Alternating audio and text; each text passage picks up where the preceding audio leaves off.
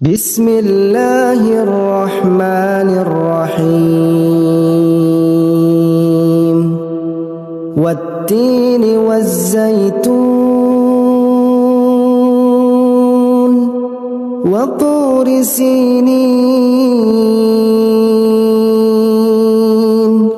وهذا البلد الأمين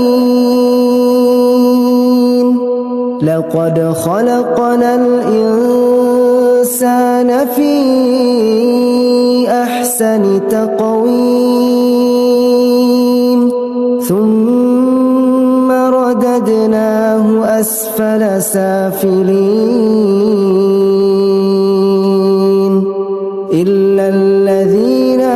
آمنوا وعملوا الصالحات فلهم أجر